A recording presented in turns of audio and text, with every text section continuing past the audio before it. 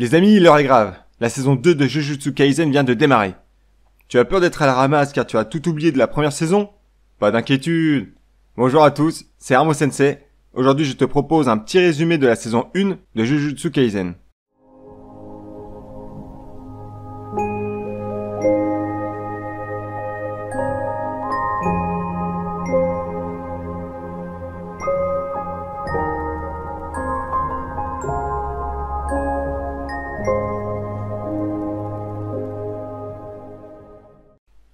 Nous faisons la rencontre de Yuji Itadori, un lycéen en seconde qui fait partie du club d'exorcisme de son école.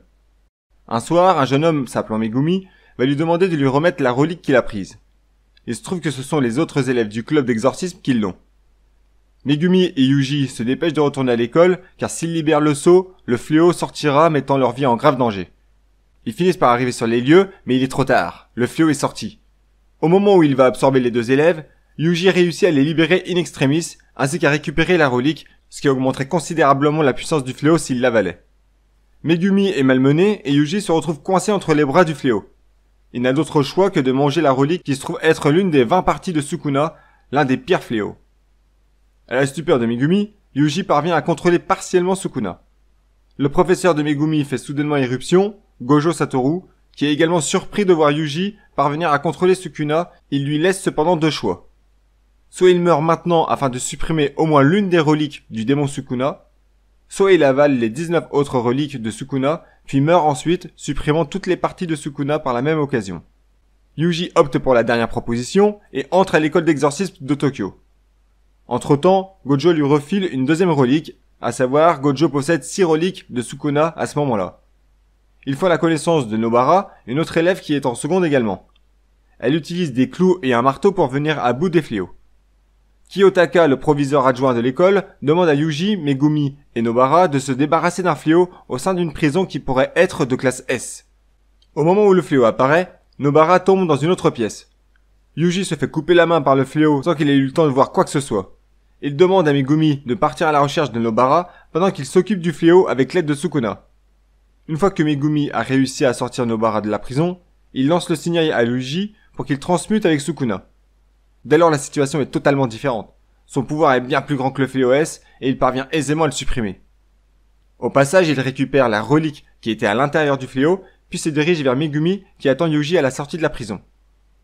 Sukuna veut s'amuser un peu avec Megumi, mais avant ça, il va s'automutiler et s'arracher le cœur pour que lorsque Yuji reprendra le contrôle sur son corps, il meure instantanément. Il avale également le doigt qu'il a récupéré sur le fléau, afin d'être sûr qu'il ne soit pas récupéré par un exorciste. Ils s'affrontent, mais le combat n'aboutira à rien. Yuji reprend connaissance, puis s'écroule au sol, privé de son cœur. Megumi et Nobara, de retour à l'école, ne savent pas trop comment gérer la chose.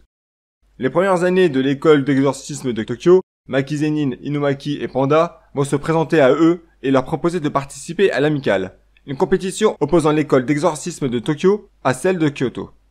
On fait connaissance de Suguro Geto, qui parle avec Jogo, un fléau. Il lui explique que s'il veut que les fléaux prennent le dessus sur les humains, il faut deux choses. Supprimer Gojo Satoru, qui est le plus fort des exorcistes, et se mettre dans la poche Ryomen Sukuna, qui se trouve à l'intérieur de Yuji Itadori. Jogo se questionne comment récupérer le corps de Yuji Itadori vu qu'il vient d'être tué par Sukuna. Pour Suguro Geto, il n'est probablement pas mort. Effectivement, il se trouve à l'intérieur de l'esprit du démon Sukuna. Ce dernier lui propose un marché.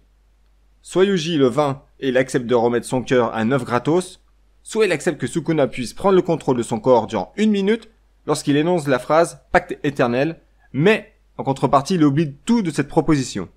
Yuji refuse, alors Sukuna lui promet que durant 7 minutes, il ne fera de mal à personne. À ce moment-là, Yuji se relève à poil de la table d'autopsie, ne se souvenant pas de sa discussion avec Sukuna. Gojo veut améliorer sa puissance occulte, qui provient des sentiments négatifs émis par l'humain. Pour cela, il va lui demander de regarder différents types de films qui feront surgir chez lui différentes émotions, tout en tenant l'une des peluches du directeur qui a incorporé un esprit qui frappe dès qu'on émet trop de puissance occulte. Dorénavant, le but pour Yuji est de parvenir à maîtriser sa puissance, peu importe les émotions qu'il traverse. Pendant ce temps, Gojo part pour son rendez-vous avec le directeur de l'école, mais sur la route, il demande à Ijichi de le déposer et de continuer sa route. Appelle la voiture partie qu'il se fait attaquer par Jogo, le fléau du feu. Gojo s'amuse avec lui, faut dire qu'il possède l'illimité ainsi que les 6 yeux, lui permettant de jouer avec l'espace. Ses yeux peuvent anticiper un projectile ou une attaque qui se dirigerait vers lui. Il va même chercher Yuji pour qu'il observe le combat.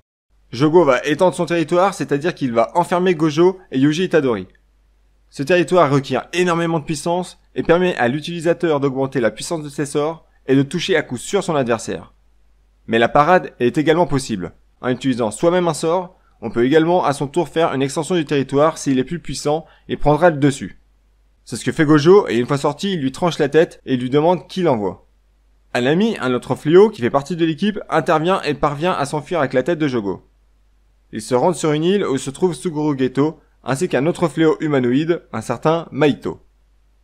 L'amicale approche entre l'école de Tokyo et celle de Kyoto, et Nobara ainsi que Megumi se font importuner par des élèves de Kyoto. Todo et Mei, la sœur de Maki. Todo, un troisième année, veut se battre contre Megumi, mais Panda intervient et demande à Todo de partir s'il ne veut pas qu'il s'en mêle. Yuji et Kento Nanami, un exorciste de classe 1, font équipe et se rendent dans un cinéma, où 3 jeunes ados ont été tués. Ils découvrent par les caméras qu'un certain Junpei Yoshino est sorti du cinéma, mais ne semble pas être l'auteur de ce crime. En effet, Yoshino possède des pouvoirs occultes, et il a vu l'auteur de ce crime, il s'agit de Mahito. Il décide de le rejoindre pour qu'il lui apprenne à utiliser son pouvoir. Nanami trouve la cachette de Mahito, un terrible combat commence. Mahito lui montre qu'il est capable de modifier l'âme des humains, et peut de ce fait compresser leur état humain en petit format de poche afin de s'en servir comme attaque. Nanami sort le grand jeu pour tenter de le supprimer. Il lui coupe une jambe puis détruit un pan du mur dont les débris lui tombent dessus. Suite à cela, Nanami se retire. C'est alors qu'arrive Suguru Geto qui vient récupérer Mahito qui a réussi à s'en sortir indemne vu qu'il peut modifier son propre corps. Suguru Geto et Mahito manigancent un sale coup à Yoshino. Suguru tue sa mère tandis que Mahito fait tout pour augmenter sa haine envers les humains. De ce fait, il va s'opposer à Yuji Itadori, mais Mahito va le transformer en fléau, provoquant la rage de Yuji. Le combat est très intense, Mahito blesse peu à peu Yuji jusqu'à parvenir à arriver dans son dos pour lui donner le coup de grâce, mais Nanami arrive à temps pour le repousser. Mahito l'enferme au sein de son extension du territoire, mais Yuji va parvenir à y pénétrer de l'extérieur. Mahito, voulant l'attaquer, va se prendre une violente contre-attaque par Sukuna lui-même. Toutefois, il réussit à s'enfuir. Enfin est venue l'heure de l'amicale, la compétition qui oppose les élèves de l'école de Tokyo face aux élèves de l'école de Kyoto. En résumé, Yuji se frotte à Todo, mais il s'agit plus d'un entraînement où Todo va lui apprendre à mieux utiliser sa puissance occulte. Panda bat Muta, Maki bat sa sœur Mei, mais la compétition est perturbée par l'apparition du fléau Anami et Juzo Kumiya qui crée une barrière de protection tout autour de l'enceinte de l'école, empêchant ainsi Gojo de pénétrer. Todo et Yuji vont se frotter à Anami, ils vont le dominer jusqu'à ce qu'il utilise son extension du territoire, mais il n'en a pas le temps. Gojo vient de détruire sa barrière de protection, il arrive. Il envoie une énorme attaque, appelée Violette, en direction de Anami. Elle terrasse tout sur son passage, mais Anami va tout de même parvenir à s'enfuir. En ce qui concerne l'amicale, les deux écoles s'affrontent au baseball pour en finir. C'est l'école de Tokyo qui remporte la rencontre 2-0.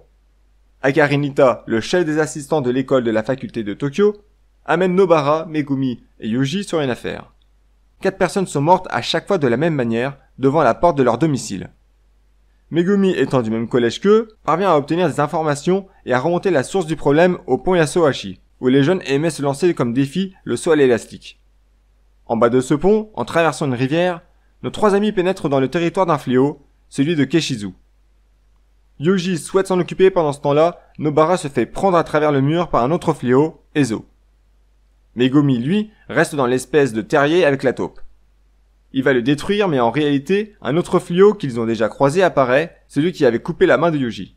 Megumi invoque son extension du territoire, et bien qu'elle soit imparfaite, elle lui suffit pour venir à bout du fléau et obtenir un doigt de Sukuna. Yuji et son fléau Kishizu arrivent du côté de Nobara, qui se bat contre Ezo. Yuji prend Nobara dans les bras et se barre le plus loin possible pour éviter d'être touché par le sang d'Ezo, qui fonctionne comme un poison. Ils se font intercepter par Keshizu, qui, avec Ezo, va appliquer l'effet de décomposition qui mène à la mort en quelques minutes. Nobara utilise alors le sang sur elle pour utiliser résonance en se plantant des clous sur elle-même. Elle s'utilise comme une poupée vaudou pour infliger directement des dommages au corps de Keshizu et d'Ezo. Face à l'appel à l'aide de Keshizu, Ezo décide de retirer le sort de décomposition sur nos amis afin que Nobara n'utilise plus résonance sur eux. Bref, nos amis au final parviennent à les vaincre tous les deux et rentrent enfin retrouver Megumi. Todo ainsi que Meimei recommandent à Gakuganji, le directeur de l'école d'exorcisme de Kyoto, de faire passer en classe 1 Maki, Panda, Megumi, Nobara et Yuji.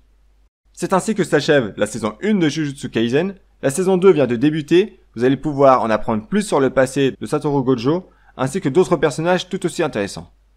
La prochaine partie sera consacrée à l'arc de Shibuya, je ne vous en dis pas plus, juste que vous allez vous régaler. Je vous dis à une prochaine vidéo, ciao ciao.